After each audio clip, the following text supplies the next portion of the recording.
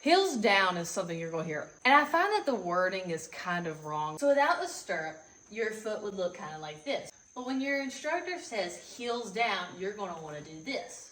Now what just happened to my leg? In order to get my heel that much further down, I just straightened my leg and I have a ton of tension now. This will not make for good riding because my leg will not be wrapped on the horse anymore and everything is very tense. A lot of times when instructors are talking about when they say heels down, it is because when humans feel a little insecure, we naturally want to start to go into the fetal position.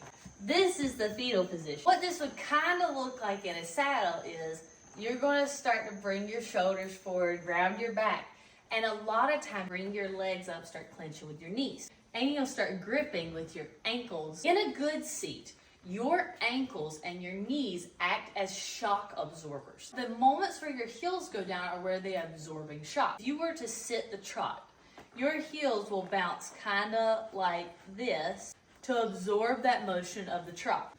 You'll notice my heels are kind of in a neutral position. They're a little bit down, but it is simply because I'm allowing the weight to drop down behind me a little bit. Go into a posting trot. So here you'll see that I'm leaning forward a little bit to allow for that post on a stationary object. Still allowing that weight to drop through my heels. And in 2-point, this is where you really see the dropped heel.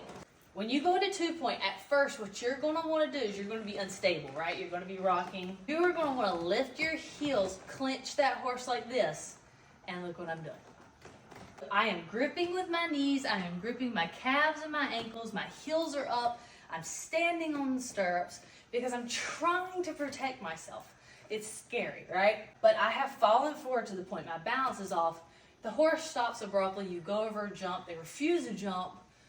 They spin, they spook anything, you are off either over their head or off their shoulder.